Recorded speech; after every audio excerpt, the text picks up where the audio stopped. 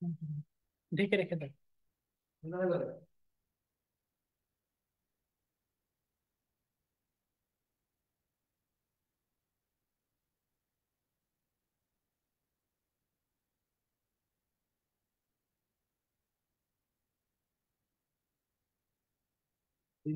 নাস্তা করা লাগবে। আচ্ছা, হুম হুম। এই যে ওনার জন্য। এটা নিয়ে আসো।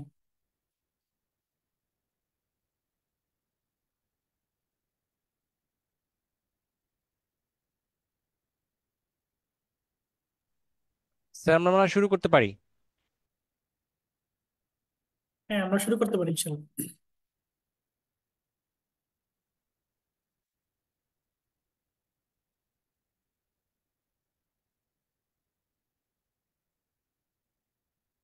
সালাম আলাইকুম, সবাইকে ওয়েলকাম আমাদের এমআরসিপি আসলে একটা মাস্টার সেশনে। সিনাস মেডিকেল একাডেমির পক্ষ থেকে সবাইকে ওয়েলকাম। আমি ডাক্তার রাশিদুল আলম সজীব। আমি মেডিসিন কোঅর্ডিনেটর এবং মেন্টর। হচ্ছে আমরা এমআরসিপি নিয়ে আমরা কিছু কথা বলবো। এমআরসিপির নিয়ে আমরা কিছু ডিসকাশন করবো। আসলে যে এমআরসিপি নিয়ে আমাদের অনেক কনফিউশন থাকে, এবং এমআরসিবি ডিগ্রিটা নিয়ে আমাদের অনেক প্ল্যান থাকে অনেকের। দেখা যাচ্ছে যে এমআরসিবি ডিগ্রিটা কি, এমআরসিবি ডিগ্রিটা কেন নিব, এবং এমআরসিবি ডিগ্রিটা আসলে কিভাবে নেওয়া যায়, এবং সিনাস মেডিকেল একাডেমি আসলে আমরা আলটিমেটলি আপনাদেরকে কিভাবে হেল্প করতে পারি। এই জিনিসগুলো নিয়ে আসলে আজকে আমাদের একটা ইম্পর্টেন্ট সেশন, সেটা হচ্ছে goal to MRCP, how to prepare yourself. আপনি আসলে কিভাবে আপনার এমআরসিবি জার্নিটা ইজি করতে পারেন। তাহলে আমরা প্রথমে এমআরসিবি ডিগ্রিটা নিয়ে আমরা কিছু কথা বলবো, যে আসলে এমআরসিবি ডিগ্রিটার দরকার কেন। এমআরসিবি ডিগ্রির বিষয়টা হচ্ছে, আমরা যারা এমআরসিবি পরীক্ষা দিতে চাই, প্রথমে একটা জিনিস আমাদের মাথায় রাখা লাগবে যে এমআরসিবি পরীক্ষা এবং বাংলাদেশের পার্সপেক্টিভে যে এফসিবিএস পরীক্ষা আছে, রেসিডেন্সি পরীক্ষা আছে, সেগুলো থেকে কিন্তু অনেক ডিফারেন্ট। এমআরসিবি পরীক্ষার সিলেবাস এবং আমাদের এফসিবিএস এমডি পরীক্ষার সিলেবাস কিন্তু এক না। এই দুইটার ভিতরে কিন্তু অনেক পার্থক্য আছে। এমআরসিবি পরীক্ষা যারা প্ল্যান করবো, এমআরসিবি তে অনেকে আমাদের একটা প্ল্যান থাকে যে আমরা এমআরসিবি পরীক্ষা দিব। এমআরসিবি পরীক্ষার প্ল্যানটা আসলে এটা এক একজনের কেরিয়ার গোল এক এক রকম, এক একজনের প্ল্যান এক এক রকম। যদি আমরা কি এমআরসিবি পরীক্ষা দিতে চাই, যে এমআরসিবি পরীক্ষা আসলে আমরা প্ল্যান করে ফেলছি যে এমআরসিবি পরীক্ষাটা দিব, সেই ক্ষেত্রে আমাদের এমআরসিবি নিয়ে কিছু বেসিক কনসেপ্ট রাখা দরকার। যে আসলে এমআরসিবি পরীক্ষা দিয়ে আমি কি কি সুবিধা নিতে পারি, এবং এমআরসিবি পরীক্ষা আসলে যে আমি দিচ্ছি এটার মাধ্যমে আমি কিভাবে লাভবান হতে পারি। এই কয়েকটা জিনিস যখন আমরা জানবো, তাহলে আমাদের জন্য ইজি হবে যে এই জার্নিটা শুরু করা। এমআরসিবি পরীক্ষার একটা এন্ট্রি লেভেল এক্সাম, এটা আমরা জানি যে এটা ইউকে বেসড এক্সাম। আমাদের যে ইউকে, ইউনাইটেড কিংডম, সেটা হচ্ছে একটা এন্ট্রি লেভেল এক্সাম এমআরসিপি। এবং সাধারণত এমআরসিপি পরীক্ষাতে ইউজুয়ালি আমাদের যে জিনিসটা হয়, যে কোনো একজন ডক্টর যখন সে 12 মান্থস তার কোনো ট্রেনিং থাকে, 12 মাসের যদি কোনো ট্রেনিং থাকে, তাহলে সে এই এক্সামটা দিতে পারে। সাধারণত বাংলাদেশে যে ইন্টার্নে 1 বছর হয়, সেই ইন্টার্নের পরে এটাকে কাউন্ট করানো যায়। এবং এই ইন্টার্নের পর পরে একজন ডাক্তার চাইলে সে প্রথমে এমআরসিবি পাঠান পরীক্ষা দিতে পারে। এমআরসিবি পাঠান পরীক্ষা দিতে সাধারণত 12 মাসের একটা ট্রেনিং পিরিয়ড লাগে, যে ট্রেনিং পিরিয়ডটা আমাদের ইন্টার্নের সময় আমরা এই জিনিসটাকে কাউন্ট করাতে পারবো। এবং সবচেয়ে বড় কথা হচ্ছে এমআরসিবি পরীক্ষা যে আমরা দিব, এই এমআরসিবি পরীক্ষার জিনিসটা দেওয়ার উদ্দেশ্য হচ্ছে এটা, যে এমআরসিবি পরীক্ষার যদি প্যাটার্ন আপনি দেখেন, যে এখানকার যে নলেজ, এখানকার যে এক্সাম, এখানকার যে পরীক্ষার প্যাটার্ন, এই প্যাটার্নটা হচ্ছে এমন একটা প্যাটার্ন যে এটা আপনাকে টোটাল একটা থ্রো একটা ক্লিনিক্যাল নলেজ সম্পর্কে আপনাকে হেল্প করবে, একটা গাইড দিবে। এটা একটা থিওরি বেসড এক্সাম। কিন্তু এই যে পরীক্ষাটার যে স্টেপ গুলা, এই পরীক্ষাগুলো স্টেপগুলো এমন, যে কেউ যদি এমআরসিবি পরীক্ষা বসে, এমআরসিবি পরীক্ষা যদি সে দেয়, তাহলে দেখবেন তার টোটালি একটা থ্রো নলেজ, ক্লিনিক্যাল কোরিলেশন, সেই জিনিসগুলো কিন্তু সে গ্যাদার করতে পারবে। এবং এটা হচ্ছে এমআরসিবি পরীক্ষার সবচেয়ে বড় একটা অ্যাডভান্টেজ। অনেকে আমরা আছি যে আমরা প্ল্যান করি যে আমরা বাইরে যাব না, বাইরে যাওয়ার কোনো প্ল্যান নাই। অনেকে আছে বাইরে যাওয়ার প্ল্যান নাই। যদি কারো বাইরে যাওয়ার প্ল্যান নাও থাকে, আমাদের আমাদের কাছে মনে হয় সেটা হচ্ছে এমআরসিবি পরীক্ষা জিনিসটা হচ্ছে এমন, যে আপনার যে অ্যাপ্রোচ, একটা যে ক্লিনিক্যাল অ্যাপ্রোচ, যে একটা পেশেন্ট আসলো, এই পেশেন্টটাকে কি কি ভাবে অ্যাপ্রোচ করা যেতে পারে, সেই জিনিসটা থিওরি যে নলেজ গুলা, থিওরি যে স্ট্রং নলেজ গুলা, সেই স্ট্রং নলেজ গুলা গ্যাদার করার জন্য সবচেয়ে ভালো একটা এক্সাম হচ্ছে এমআরসিবি। এমআরসিবি পরীক্ষাটা এমন ভাবে গুছানো। সামনে আরো আমরা কথা বলবো যে পরীক্ষাটা আসলে কি কি ভাবে কোশ্চেন গুলো হয়, এবং এটা আপনাকে ক্লিনিক্যালি কিভাবে এফিশিয়েন্ট করতে পারে, কম্পিটেন্সি বাড়াইতে পারে, সেগুলো নিয়ে আমরা ডিসকাশন করবো। এমআরসিবি পরীক্ষা এখন আমরা কেন দিব, এটা হচ্ছে মেইন কথা। যে এমআরসিবি পরীক্ষা আমরা যে দিচ্ছি, এমআরসিবি দেওয়ার যে একটা আমাদের প্ল্যান, সেই এমআরসিবি পরীক্ষাটা আমরা কেন দিব। তাহলে এমআরসিপি পরীক্ষা সম্পর্কে জানলাম যে এটা আমরা সবাই দিতে পারবো, এদের জাস্ট ইন্টারনেট পিরিয়ডের পরে আমরা দিতে পারবো। এমআরসিপির ক্ষেত্রে যেটা সবচেয়ে বেশি, আমি প্রথমে যে জিনিসটা বললাম যে এখানে যে সিনারিও গুলো থাকে, এমআরসিপি পার্ট 1, এমআরসিপি পার্ট 2 এবং প্যাসেজ, এই ভিতরে পার্ট 1 এবং পার্ট 2 এক্সাম, যদি আপনি পার্ট 1 এক্সামের কথাই বলেন, এই পার্ট 1 এক্সামটা সাধারণত যে এক্সামটার যে কোশ্চেন গুলো থাকে টোটালি সিনারিও বেসড। সিনারিও বেসটা কেমন? সিনারিও বেসটা হচ্ছে এমন যে আপনি মনে হয় একটা পেশেন্ট কেবল দেখে আসলেন, একটা পেশেন্ট আপনি দেখতেছেন, সেই পেশেন্টটাই জাস্ট হচ্ছে আপনাকে ডিটেলস একটা কোশ্চেন আকারে আপনাকে প্রেজেন্ট করা হবে। মনে করেন আপনার কাছে একটা পেশেন্ট হার্ট ফেলিওরের পেশেন্ট আপনার কাছে আসছে। এই হার্ট ফেলিওর পেশেন্ট যে আপনার কাছে আসলো, এই হার্ট ফেলিওর পেশেন্টের প্রেজেন্টেশনটা কেমন হতে পারে এবং এই পেশেন্টের হার্ট ফেলিওরের যে ম্যানেজমেন্টটা কেমন হতে পারে, এই জিনিসটা আপনি দেখবেন থ্রোলি কোশ্চেন আকারে দিয়ে রাখছে। যে আপনাকে একটা সিনারিও দিবে যেখানে একটা পেশেন্ট, সে হার্ট ফেলিওর ফিচার নিয়ে আসছে, এই পেশেন্ট আপনার কাছে আসলো, এই পেশেন্ট আসার পরে তারকে কি ইনভেস্টিগেশন করবেন অথবা ইনভেস্টিগেশন তার ম্যানেজমেন্ট কি হবে, এই থ্রোলে যে একটা ক্লিনিক্যাল সিনারিও, এটা দেখবেন প্রশ্ন আকারে আপনাকে প্রেজেন্ট করা হয়েছে। তার মানে এই এক্সামটা টোটালি ক্লিনিক্যাল ওরিয়েন্টেড এক্সাম। এখানে একটা প্রবলেমেটিক সিনারিও থাকবে এবং সবচেয়ে বড় কথা হচ্ছে যে এই জিনিসগুলো আপনাকে আপনার যে থিওরিটিক্যাল নলেজ করা সেটাকে বেস্ট এটা আপনার হবে মানে গ্যাদার করার জন্য। আমরা যে জিনিসটা হয় এমআরসিপি পরীক্ষার ক্ষেত্রে দেখবেন, নর্মালি একটা পেশেন্ট যখন আপনি ট্রেনিং পিরিয়ডে যাবেন, এফসিপিএস ট্রেনিং বলেন, আবার রেসিডেন্সি ট্রেনিং বলেন, এই ট্রেনিং গুলোতে গেলে আমরা কি করি? এই ট্রেনিং গুলোতে গেলে আমরা তো পেশেন্ট দেখি। এই যে পেশেন্ট গুলো দেখতেছি, এই পেশেন্ট গুলোর যে আলটিমেটলি মানে কি কি ডায়াগনোসিস কিভাবে করতে পারি, ফিচার কিভাবে করতে পারি, এবং এইগুলার আলটিমেটলি তার ম্যানেজমেন্ট কিভাবে আসতে পারে, সেই জিনিসগুলো যখন আপনি থিওরিটা পড়বেন, এমআরসিপিটা পড়বেন, থিওরির সাথে যখন আপনি প্র্যাকটিক্যালি যখন এক্সপিরিয়েন্সটা যখন কোলাবোরেশন হবে, তখন দেখবেন আপনি খুবই ইফিসিয়েন্ট থাকবেন, ক্লিনিক্যাল কম্পিটেন্সি বাড়বে। বাংলাদেশের পার্সপেক্টিভে কোনো এন্ট্রি লেভেলের এক্সাম আসলে এরকম হয় না। আপনি রেসিডেন্সি এক্সামের কথা বলেন, রেসিডেন্সি এক্সামের ক্ষেত্রে দেখবেন এখানে 200টা প্রশ্নের ভিতরে 130 থেকে 40টা আসে বেসিক থেকে, আসে অ্যানাটমি থেকে, আসে ফিজিওলজি থেকে, আসে বায়োকেমিস্ট্রি থেকে। আবার এফসিপিসি এর ক্ষেত্রেও যদিও এটা একটা ক্লিনিক্যাল এক্সাম, তবুও দেখবেন এখানে কিছুটা আলটিমেটলি আমাদের মুখস্থ জিনিস করতেই হয়, বক্স দেখতে হয়, পড়তে হয়, এমসিকিউর জন্য অনেক কিছু মুখস্থ করতে হয়। এমআরসিবি পরীক্ষার ক্ষেত্রে যে জিনিসটা হয়, এমআরসিবি পরীক্ষার ক্ষেত্রে totally problematic scenario based question আসে ইউজুয়ালি। সেই ক্ষেত্রে যে জিনিসটা হবে যে আপনি যখন এই সিনারিও বেসড যখন পড়াটা পড়বেন, সিনারিও বেসড পড়াগুলো নিয়ে যখন আপনি সামনের দিকে যাবেন, এক্সামটা দেওয়ার প্ল্যান করবেন, তখন যেটা হবে এই থিওরিটা আপনি যখন একটা পেশেন্টের কাছে যাবেন, সেই পেশেন্টের সাথে আপনি কোরিলেশন করতে পারবেন। কোরিলেশন করার জন্য এটা আপনার জন্য খুবই হেল্পফুল। হ্যাঁ, এবং আরেকটা সবচেয়ে অ্যাডভান্টেজ, সেটা হচ্ছে আমাদের যে ম্যানেজমেন্ট গুলা আমরা দেখবো আমাদের ম্যানেজমেন্ট গুলা কিন্তু আমরা আসলে যেভাবে দেই, এই ম্যানেজমেন্ট গুলা কিন্তু আমরা গাইডলাইন বেসড ম্যানেজমেন্ট খুবই কম দিই। কিন্তু এমআরসিবিটা সাধারণত ওরা গাইডলাইন বেসড ওরা খুবই ফলো করে। মানে একটা পেশেন্টের সিওপিডি হয়েছে, সিওপিডির ক্ষেত্রে নাইস গাইডলাইন কি বলতেছে, গোল্ড ক্রাইটেরিয়া কি বলতেছে, অথবা একটা পেশেন্ট আপনার কাছে স্ট্রোক নিয়ে আসছে, স্ট্রোকের ক্ষেত্রে নাইস গাইডলাইন কি বলতেছে, রিসেন্ট গাইডলাইন কি বলতেছে, একটা লুপাস নেফ্রাইটিসের পেশেন্ট, তাকে আপনি কোন স্টেজে কি ট্রিটমেন্ট দিবেন। এই জিনিসগুলো কিন্তু লেভেলের যে মানে জিনিসগুলো, এগুলো কিন্তু আমরা কেউ আসলে কেউ হাতে কলমে না শিখলে কিন্তু আমরা শিখতে চাই না, জানতেও চাই না। এবং সবচেয়ে বড় কথা কি, আমরা এমন একটা আমাদের সবারই ইনক্লুডিং মি, যে আমরা যখন এক্সাম থাকে তখন কিন্তু এটা আমরা পড়ি। দেখবেন আপনাকে ইচ্ছা করে যদি আমি আপনাকে একটা বই দিই আপনি পড়তে চাবেন না, কিন্তু আপনি যখন এক্সাম ওরিয়েন্টেড ভিতরে ঢুকবেন, আপনি যখন এই প্রোটোকলে ঢুকে যাবেন, তখন দেখবেন আপনার না চাইতেও এই জিনিসগুলো পড়া লাগবে। এই এমআরসিপি পরীক্ষার যেটা হয়, এরা প্রচুর পরিমাণে গাইডলাইন অ্যানালাইসিস করে। এরা এই গাইডলাইনে এদেরকে কি আমরা দিতে পারি, এই গাইডলাইনটা কি ফলো করে, এই গাইডলাইনের ক্ষেত্রে আমরা কোন কোন জিনিসগুলো দেখবো। হ্যাঁ, তার মানে এই গাইডলাইন বেসড জিনিসগুলো নলেজ গ্যাদার করার জন্য এমআরসিপিটা পরীক্ষার জন্য one of the best exam. Guideline based protocol কিন্তু আমাদের কোনো এন্ট্রি লেভেলের বাংলাদেশের এক্সামে হয় না। আপনি এফসিপিএস এর প্ল্যান করে দেখেন, রেসিডেন্সি দেখেন, ডিপ্লোমা দেখেন, এই পরীক্ষাতে কিন্তু কোনোটাইতে দেখবেন ইনিশিয়ালি গাইডলাইন বেসড কোশ্চেন গুলো আসে না। এটার জন্য যেটা সবচেয়ে বেশি ইম্পর্টেন্ট, যে আপনার যদি দেখেন সাইন্টিফিক এবং গাইডলাইন প্লাস স্টাডি, সেটা জানার জন্য হলে এমআরসিপি পরীক্ষাটা আপনার জন্য হেল্পফুল। আর একটা যেটা আমি প্রথমেই বলে আসছি, যে এটা আপনার পার্সোনাল স্কিল এবং কনফিডেন্স বাড়াবে।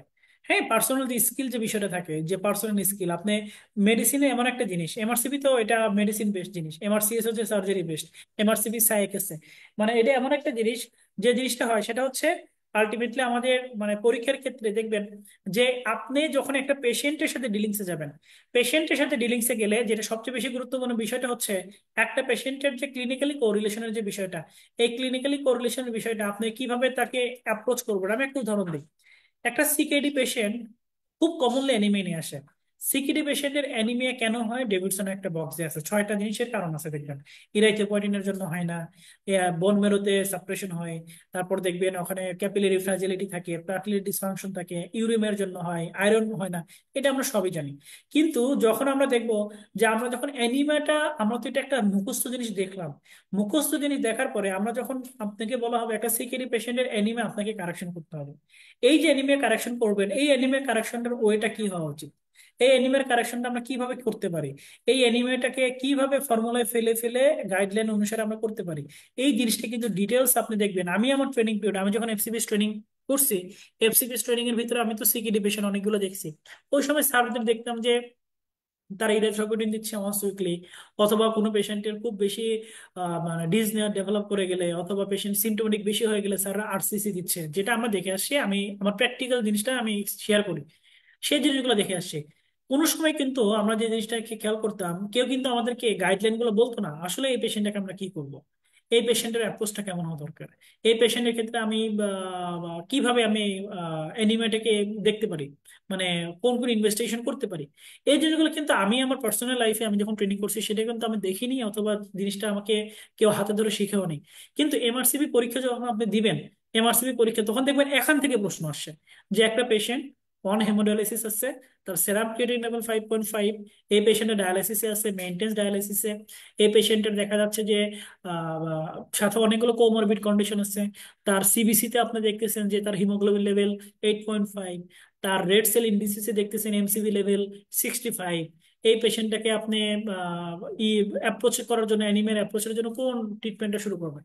তাহলে দেখেন, এই কোশ্চেনটা নাথিং বাট, আপনি যে পেশেন্টটা ওয়ার্ডে দেখে আসলেন, আপনি যে পেশেন্টটা একটু আগে সকালবেলা হিস্ট্রি নিয়ে আসলেন, এই পেশেন্টের কোশ্চেনটা আপনাকে দিয়ে দিচ্ছে হচ্ছে এমআরসিবি এক্সামে, কি করবেন? তাহলে এ দেখবেন, এদের ক্ষেত্রে আমাদের যখন সিকিডি পেশেন্ট থাকে, এদের ক্ষেত্রে আমাদের এটা কি আয়রন ডেফিসিয়েন্সি অ্যানিমিয়া কিনা, মাইক্রোসাইটিক হাইপারফরমেন্স অ্যানিমিয়া কিনা, সেগুলোকে এক্সক্লুড করে তারপর সামনের দিকে যেয়ে তারপর থেকে ইরেথ্রোপয়েটিন দিতে হয়। তাহলে এই যে স্টেপ বাই স্টেপ ম্যানেজমেন্ট, এই ম্যানেজমেন্ট গুলো সত্যি কথা বলতে কি আমার কাছে মনে হয় এটা আমার মানে এমআরসিপি যতটুকু গুছানো ভাবে থিওরিটিক্যাল যে আলোচনাগুলো হয়, ম্যানেজমেন্ট গাইডলাইন আলোচনাগুলো হয়, এটা আপনি দেখবেন যে একবার পড়লে আপনি এটা ক্লিনিক্যালি নিজের দিক দিয়ে কনফিডেন্স থাকবেন, এফএসসি থাকবেন, কম্পিটেন্সি আপনাকে বাড়াবে। এটার জন্য হলো আপনাকে কি করা উচিত, সেটা হচ্ছে এমআরসিপি পরীক্ষায় আপনি বসতে পারেন। ঠিক আছে, এটা বুঝতে পারেন মানে নিজের জন্য আর কি, এটা for your personal competency, personal self confidence, clinical স্কিলের জন্য এটা বুঝতে পারেন। এটা হচ্ছে 1 নম্বর কথা। 2 নম্বর কথা হচ্ছে, আমাদের বাংলাদেশের পার্সপেক্টিভে এমআরসিবি পরীক্ষাটা গভর্নমেন্ট হিসেবে এখন আপনি আসলে অ্যাভেলেবেল ভাবে গ্রহণযোগ্যতা আসে নাই। কিন্তু প্রাইভেট যে বিভিন্ন কর্পোরেট হসপিটালগুলো আছে, যেমন এভারকেয়ার আছে, ইউনাইটেড আছে, অ্যাপোলো আছে, সেই সব জায়গায় কর্পোরেট হসপিটালগুলো কিন্তু এমআরসিবি তে তারা যথেষ্ট মূল্যায়ন করে। তারা কিন্তু সেখানে কনসালটেন্ট হিসেবে কিন্তু আপনি জয়েন করতে পারবেন। এমআরসিবি দিয়েও কিন্তু আপনি সেখানে বিভিন্ন কনসালটেন্ট হিসেবে কি করতে পারবেন, সেটা হচ্ছে জয়েন করতে পারবেন। এটা হচ্ছে আপনার জন্য একটা অপরচুনিটি, যে বিভিন্ন ধরনের যে কনসালটেন্ট যে জবগুলো আছে, যে বিভিন্ন কর্পোরেট হসপিটাল গুলো, সেখানে আপনি রেজিস্টার, তারপর হচ্ছে দেখা যাচ্ছে যে আপনার কনসালটেন্ট জব, সেটা কিন্তু আপনি করতে পারবেন। এবং আরেকটা জিনিস হচ্ছে, আপনি বাংলাদেশের পার্সপেক্টিভে বর্তমানে যে অবস্থা আপনারা দেখতেছেন, যে রিসেন্ট একটা একজন ডক্টর, উনি অমায়িক একজন ডাক্তার, আমরা যে রিভিউ গুলো দেখলাম ওনাকে নিয়ে, ম্যাডামকে নিয়ে, খুবই সুন্দর, এত ভালো, মানে ম্যাডামকে দেখেও মনে হয় যে মানে যে জেন্টল পার্সন আর কি। এই ব্যাপারে কোনো সন্দেহ হয় না, মানে তার যে ফেসিয়াল এক্সপ্রেশন, ম্যাডাম হচ্ছে যে চক্ষু হাসপাতালে, যে বাংলাদেশ আই হাসপাতালে যে সমস্যাটা হইলো, একটা জিনিস দেখেন, উনি ওনার লাইফে এমন অবস্থায় এসে এমন ভাবে কিছু বিব্রতকর অবস্থার সম্মুখীন হবে, এটা আসলে কিন্তু কেউ ভাবে না, এটা কিন্তু কেউ ভাবতে পারে না, কেউ কিন্তু চিন্তা ভাবনা করে নাই। তাহলে বিষয়টা হচ্ছে, আমাদের কাছে মনে হয় সেটা হচ্ছে আমাদের একটা প্ল্যান বি রাখা উচিত, একটা সেকেন্ড অপশন রাখা উচিত। সেকেন্ড অপশন রাখা উচিত এই কারণে, এই জিনিসটা আসলে আপনার সাথে হলে আপনি কি করতেন? একটা জিনিস আমরা সবাই ওনাকে বলতেছি, প্রভোগ করতেছি, আপনি মামলা করেন, আসলে মানহানির একটা মামলা করা উচিত। সেই ক্ষেত্রে আসলে আমরা কতটুকু করতে পারতাম, আমরা কি করতে পারতাম, এটা কিন্তু বিশাল একটা ইস্যু, যে আমরা কি করতে পারতাম। আমাদের কাছে যেটা মনে হয়, যে আমাদের নিজেদের জন্য যে জিনিসটা গুরুত্বপূর্ণ, যেটা হচ্ছে মানে মানে অনেক ক্ষেত্রে যে জিনিসটা হয়, অনেক ক্ষেত্রে যে জিনিসটা হয়, যে এমআরসিবি পরীক্ষা যদি আপনি দিয়ে রাখেন, তাহলে আপনাকে একটা বাইরের একটা সেকেন্ড অপশন রাখতে পারতেছেন। এমআরসিবি পরীক্ষা দিলে আপনি মিডল ইস্টের কান্ট্রিগুলোতে ডিরেক্টলি কনসালটেন্ট হিসেবে জয়েন করতে পারেন। আপনি মালয়েশিয়াতে, সিঙ্গাপুর, সেখানে আপনি কনসালটেন্ট হিসেবে জয়েন করতে পারেন। ইভেন আপনি যদি মনে করেন যে জিএমসি রেজিস্ট্রেশন করেন, আপনি যে এসসি দেন, এমআরসিপির পরে আমরা স্পেশালিস্ট একটা ট্রেনিং মানে ডিই করে এসসি, হ্যাঁ স্পেশালিস্ট যেটাই, সেখান থেকে আপনি স্পেশালিস্ট হিসেবে কিন্তু আপনি ইউকে তে জব করতে পারেন। আপনি এমসি দিয়ে কিন্তু আপনি অস্ট্রেলিয়াতে কিন্তু জব হিসেবে আপনি যেতে পারেন। মানে আপনার মেন কথা কি, আপনার ফিল্ড যেটা আছে, ক্যারিয়ারের যে ফিল্ড, এটা ওয়ার্ড স্পেক্ট্রাম হয়ে যাবে। হ্যাঁ, বর্তমানে যে অবস্থা, আমি একটা আপনাদের আরেকটা উদাহরণ দিই।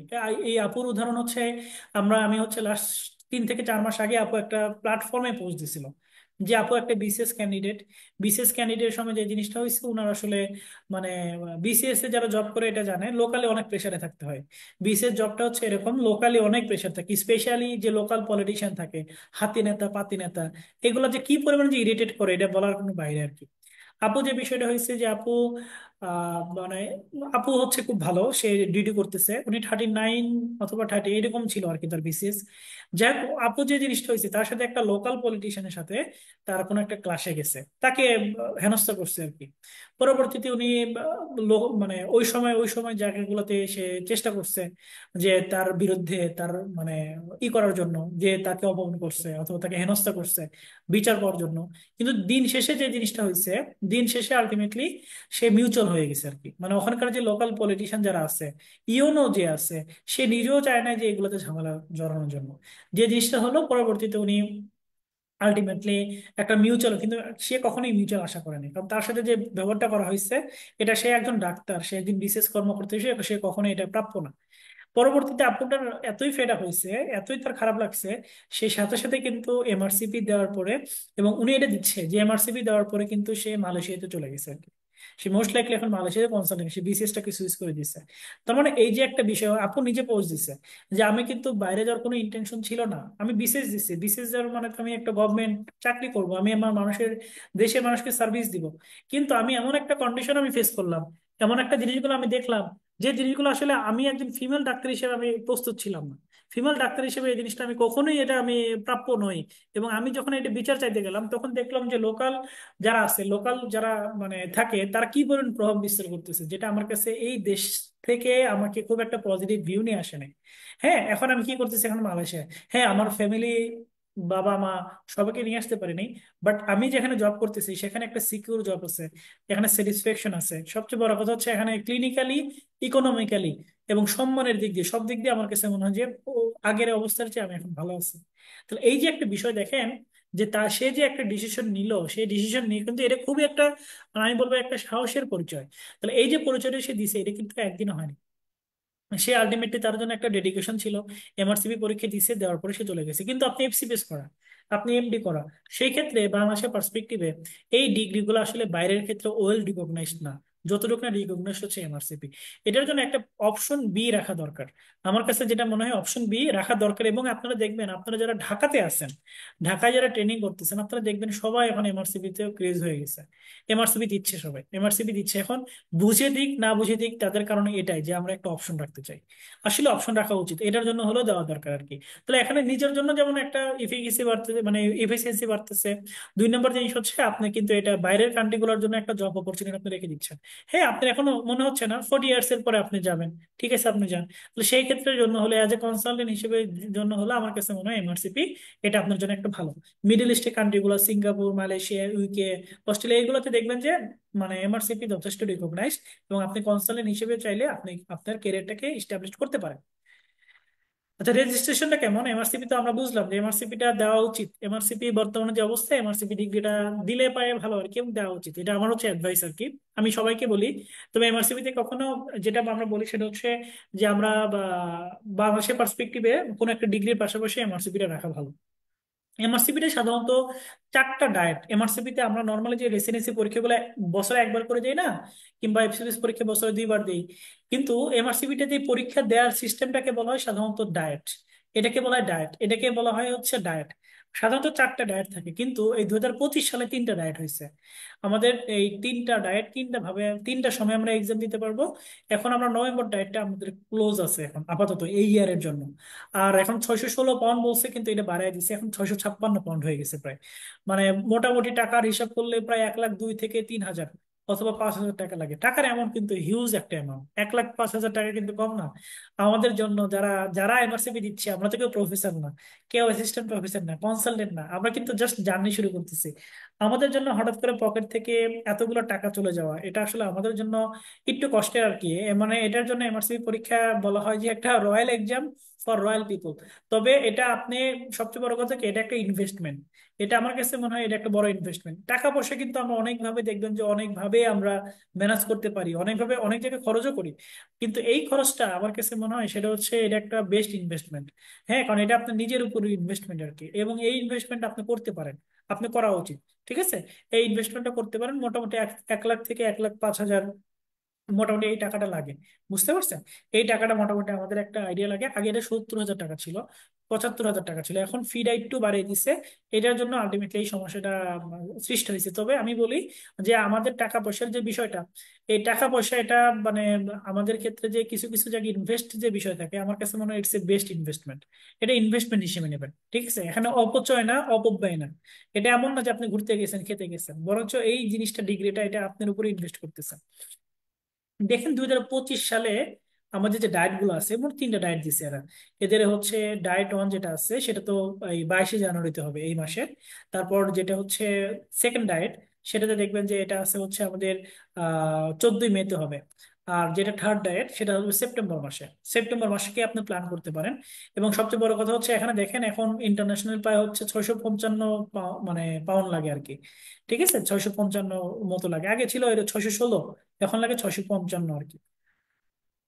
আচ্ছা, নর্মালি যেটা করতে হয় যে আমাদের এমআরসিপি পরীক্ষা দেওয়ার ক্ষেত্রে, এমআরসিপি বা ওই কি বলে আপনার বাসা কোথায়, বাসার নাম্বার কি, হ্যাঁ, এখানে অ্যাকাউন্টে দেখবেন প্রত্যেকটা জিনিস আছে, পার্সোনাল, পেসেস, তারপর হচ্ছে অ্যাকুট মেডিসিন যেটা বলে আর কি, অ্যাকুট মেডিসিন, প্যালিয়েটিভ মেডিসিন, এগুলো প্রত্যেকটাতে দেখবেন যে ওরা দিয়ে। আমার কাছে মনে হয়েছে এরা এত বেশি, এবার কে এখন প্যাসেজ দেওয়া যায় ইউকে। ইউকেরা কিন্তু তারা সবকিছু, রয়্যাল কলেজ অফ ফিজিশিয়ান, তারা কিন্তু এগুলো অর্গানাইজ করতেছে। কিন্তু এত বাংলাদেশের পার্সপেক্টিভে আমি যে পরীক্ষা দিতে এফসি, মানে কথায় কথায় চলে আসতেছে। আমার একজন আপু আছে, আপু হচ্ছে কি বলে সেটা হচ্ছে পার্ট 2 পরীক্ষা দেওয়ার সময় তার হঠাৎ হল, এক্সাম হলের সময় পার্ট 2 সময় তার হচ্ছে সিঙ্গাপুরে উনি পরীক্ষা দিচ্ছিলেন। তার যেটা উনি করতে পারেন নাই, যে জিনিসটা হলো ওনার যে পেমেন্টটা ছিল, পেমেন্টটা কিন্তু ব্যাক করে দেওয়া হয়েছে। পেমেন্টটা কিন্তু ব্যাক করে দিতে, তাহলে এটা ভাবা যায় যে আপনার পেমেন্ট ওই সময় ব্যাক, ওরা এইসব দিক দিয়ে আলটিমেটলি খুবই কোঅপারেটিভ। কিছু জানাবে আর কি। আপনি যখন কোনো একটা 3টে স্টেপ হয়, পার্ট 1, পার্ট 2, আর হচ্ছে মেইন কথা থিওরি বেসড জিনিসগুলো হচ্ছে 2টা হয়, আর ক্লিনিক্যাল এক্সামটা হয়। পার্ট 1 এমসিপি পরীক্ষা যে দিবেন, এটা এক একটা পেপার থাকবে 3 ঘন্টা করে, 6 ঘন্টা পরীক্ষা। মনে হচ্ছে যে ভাই অনেক লম্বা পরীক্ষা এটা, মানে একদিনে পরীক্ষা হবে। ক্লিনিক পার্ট 2 তে হয়তো বা সময় একটু, মানে একটু সব, বাট পার্ট 1 সময় পাওয়া যায়। এখানে কোশ্চেন গুলো যেটা থাকে, এখানে মোট টোটাল 200, প্রত্যেকটা পেপারে 100টা করে প্রশ্ন, পেপারটা থাকে সেখানে 100টা প্রশ্ন থাকবে। এবং এসবিএ বেস্ট প্রবলেমেটিক সিনারিও থাকবে। ক্লিনিকের টোটাল 6 ঘন্টা, এবং মাঝখানে একটা ব্রেক আপনি পাবেন, ঠিক দিবে। যেমন 1:30 থেকে যদি পরীক্ষা শুরু 1টা পর্যন্ত দিবেন, তারপর হয়তো বা 1.5 ঘন্টা আর কি। এখন মেইন কথা হচ্ছে এখানে পার্ট 1 পর কোনো ইমেজ থাকে না। এটা কোনো ইমেজ বেসড এক্সাম না, এখানে কোনো ইমেজ থাকবে না। পার্ট 2 পরীক্ষাতে এখানে আবার ইমেজ থাকবে, এক্স রে থাকবে, অনেক কিছু, ইসিজি। পরীক্ষাতে সাধারণত এগুলো কিচ্ছু থাকবে না। পার্ট 1 পরীক্ষাতে করবে, আমি যেরকম মেরিয়ট কনভেনশন সেন্টারে দিয়েছিলাম, এরকম বিভিন্ন কলেজের সময় যেটা ছিল যে আমরা এটা গোল্লা ভরাট করতে, গোল্লা ভরাটা না, এটা পেন্সিল দিয়ে একটা মার্ক করে দিতাম। টোটালি কম্পিউটার বেসড এক্সাম, এখন কোনো নেগেটিভ মার্কিং নাই। হচ্ছে পরীক্ষা যাওয়ার সময়, হলে যাওয়ার সময় অনেক কিছু করলেই সবকিছু নিয়ে ঢুকতে পারবেন না। আমাদের সময় যারা বোতল নিয়ে যাওয়া লাগছে, কোনো লেখালেখি থাকবে না বোতলের গায়ে, অথবা বোতলের যে কাভার থাকে সেগুলো থাকা যাবে না। এরকম অনেক কিছু জিনিস থাকে আর কি। হ্যাঁ, এমআরসিপি পার্টনের দেখবেন যে এখানে প্রশ্ন, সিভিস পরীক্ষার প্রশ্ন ডিস্ট্রিবিউশন 14টা প্রশ্ন থাকবে। ক্লিনিক্যাল ফার্মাকোলজি থেকে 15টা প্রশ্ন থাকবে। সায়েন্স বলা হয়, বেসিক সায়েন্সের ভিতরে বায়োস্ট্যাটিস্টিক্স, ইমিউনোলজি আছে, জেনেটিক্স আছে, হ্যাঁ, তারপর বায়ো আছে, ওইগুলো হচ্ছে basic science. Clinical science, clinical oriented, endocrinology থেকে আসে হচ্ছে আপনার 14টা, হেমাটোলজি থেকে আসে 10, ইনফেকশনাস ডিজিজটা থেকে আলটিমেটলি আসে হচ্ছে 14 আর কি। এবং 200টা প্রশ্ন যেটা বললাম কোনটাতে কোন পেপার, এটা যেমন ডায়ামাটোলজি, এখান থেকে কোনো কিন্তু আপনি ইমেজ পাবেন না। পার্ট 2 পরীক্ষাতে যে দেখবেন যে ডাব্লিউজি থেকে সব আলটিমেটলি আপনার ইমেজ বেসটা কম হয়, পার্ট 2 তে দেখবেন ইঞ্জিন এগুলো আলটিমেটলি বেশি থাকে আর কি। টোটাল 200টা দেখেন তাহলে সাইকিয়াট্রি, তারপর হচ্ছে অনকোলজি থেকে 5টা প্রশ্ন আসে, ভালোই দেয়, genetic medicine, genetic medicine established. তো সেক্ষেত্রে কিন্তু জেনেটিক মেডিসিন থেকে দেখেন প্রশ্ন থাকে আর কি। দেখেন আমাদের যে এফসিবিএস দেই, রিমাটোলজি, হ্যাঁ, তারপর গ্যাস্ট্রোএন্টারোলজি, ডার্মাটোলজি, হ্যাঁ, এন্ডোক্রাইনোলজি, বেশিরভাগই প্রবলেমেটিক সিনারিও গাইডলাইন। ইমিউনোলজি থাকে, বায়োস্ট্যাটিস্টিক্স থাকে, ক্লিনিক যে এক্সাম ডে এর ভিতরে ইউজুয়ালি আমরা কি, পাসপোর্ট যদি আপনার না থাকে তাহলে পার্ট 1 পার্ট 2 পরীক্ষা আপনি, এবং যেটা বললাম প্রিফারেবলি এক্সাম সময় হচ্ছে 1:30 থেকে 4:30, এবং ওখানে কম্পিউটার বেস থাকলে কম্পিউটার ওখানে সবকিছু প্রোভাইডেড থাকে। মার্ক হচ্ছে আপনার ফিক্স থাকে ওখানে। পার্ট 1 পাস করে কোন প্রশ্নের মার্ক কেমন এটা কিন্তু ওরা জানে। কিছু কিছু মার্কই থাকে না, মানে ওদের প্রশ্নটা হচ্ছে এরকম, প্লাসের প্রশ্নটা আমি নেক্সট ডায়েটে দিতে পারবো কিনা। যদি দেখে যে না ওই প্রশ্ন নেক্সট ডায়েটে দিবে, যদি দেখে যে না ওরা বেশিরভাগ ক্ষেত্রে ফল করতেছে, তখন কিন্তু ওরা এই টাইপের কোশ্চেন গুলো দিই। সেখানে 454, আর পার্ট 3-তে সাধারণত 130। সবচেয়ে ইম্পর্টেন্ট জিনিস যে পড়বো কিভাবে, দেখেন পড়বেন আপনি আসলে যে, মানে একটা গাইডলাইনের সাথে চলে গেছে পড়া সহজ হবে। এটার জন্য আমার কাছে মনে হয় মেটেরিয়ালস এর ভিতরে সবচেয়ে ভালো চলতে পারলে ভালো। পাস মেডিসিন কোশ্চেন ব্যাংক পরীক্ষাতে যদি বলা হয়, এমআরসিবি পরীক্ষাতে সবচেয়ে গুরুত্বপূর্ণ, কোশ্চেন ব্যাংক সলভ করার নাই তাহলে দেখবেন কিন্তু আপনার ভিতরে গ্যাপ থাকবে। এটা গুরুত্বপূর্ণ। পাস মেডিসিন আপনাকে ডিটেলস পড়তে হবে, এক্সপ্লানেশন সহ পড়তে হবে। Pass medicine at least pass medicine পড়লে আপনার জন্য ইজি হবে। পাস টেস্ট যেটা আছে এক লম্বা লম্বা প্রশ্ন থাকে দেখবেন। পাস মেডিসিনের ক্ষেত্রে যেটা হয়, টেস্টে একটু ছোট প্রশ্ন থাকে, এখানে এত বেশি ক্লু থাকে না। পাস মেডিসিন অনেকগুলো ক্লু দিয়ে তারপরে আসে আর কি। পাস মেডিসিনের ক্ষেত্রে সাধারণত মানে এক্সপ্লানেশন গুলো খুব ভালো করে করতে হয়। পাস টেস্টের ক্ষেত্রে এক্সপ্লেন ম্যান্ডেটরি। পাস টেস্ট যে সিস্টেম গুলো আপনার কাছে একটু হয়, আপনার কাছে একটু দুর্বল মনে হয়, সেগুলোতে আপনি যে কোশ্চেন গুলা, সেই কোশ্চেন গুলো আপনি অনলাইনে পেতে হবে। অন এক্সাম এটা দিতে পারেন।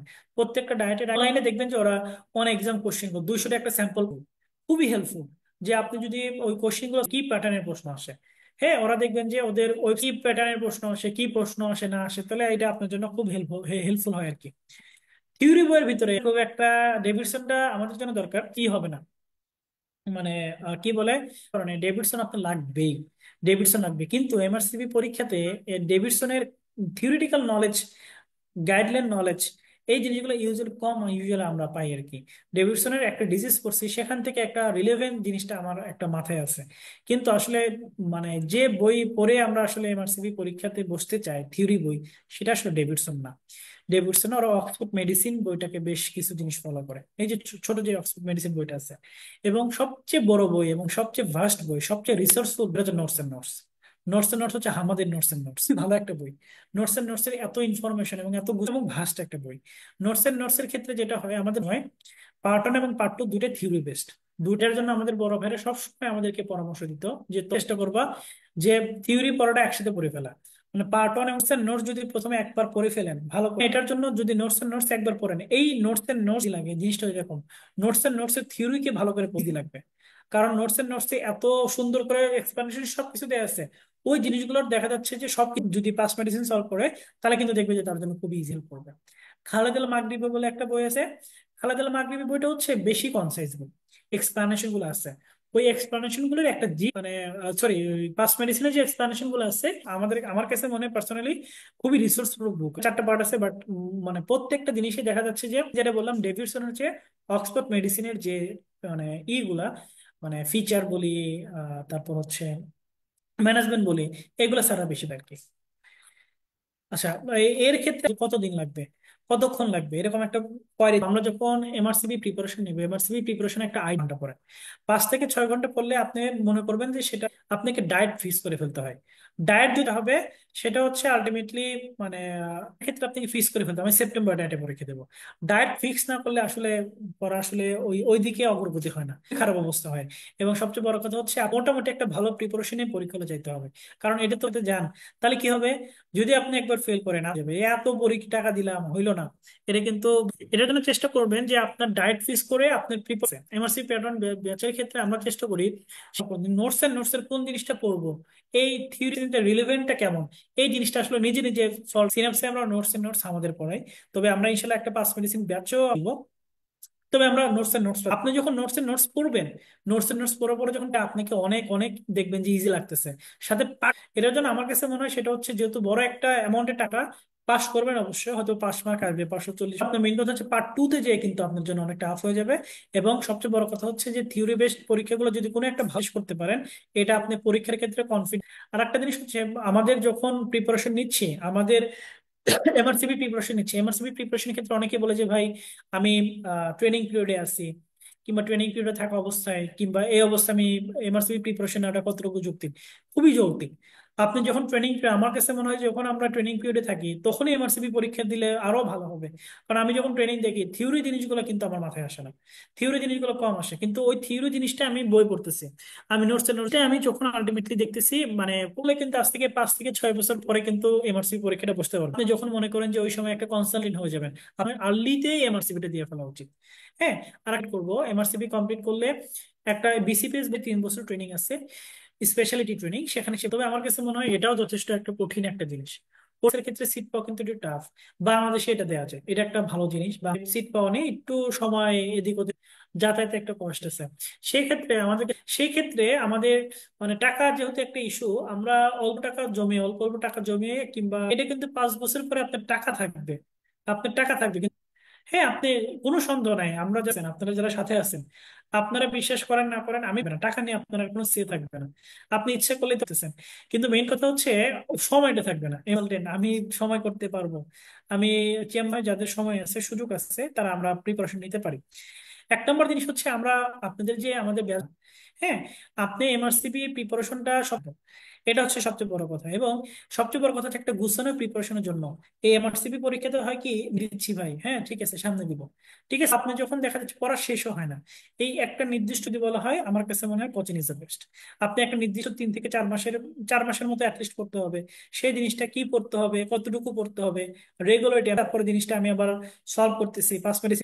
আপনি রুটিন ছাড়া চলেন, রুটিন যদি নিজেও না করেন, যদি কোনো অপারেশন দেখবেন যে এটা 1 বছর হয়ে গেছে কিন্তু আপনি বসতেছেন না। সবচেয়ে বড় কথা হচ্ছে আমাদের যে মানে ইটা আমরা টোটালি আলটিমেটলি আপনাদের মানে করার জন্য, কি বলে সেটা হচ্ছে আপনাদের নোটস করানোর জন্য, যেটা সবচেয়ে ভাইটাল একটা মানে ম্যাটেরিয়ালস ফর এমআরসিপি। এমআরসিপি তে আপনি নোটস যদি একবার কনসেপ্ট যে পড়ে নাই, যখন আপনি কনসেপ্টটা রাখবেন, it's not only for your MRCP, অনেক জিনিস তো ক্লাস নেই। হ্যাঁ, সেই ক্ষেত্রে আলটিমেট আমার কাছে মনে হয় যে আমরা যে ক্লাসটা নেই, আমি যখন যে সিস্টেমে ক্লাস নেই না কেন, আমাকে নোটসটা দেখে আসি। আর সবচেয়ে বড় কথা হচ্ছে যে আমাদের মানে যারা থাকবে এই নোটস গুলোকে যেন সুন্দরভাবে আপনি প্ল্যানটাকে এক্সিকিউট করাটা হচ্ছে আমাদের কাজ।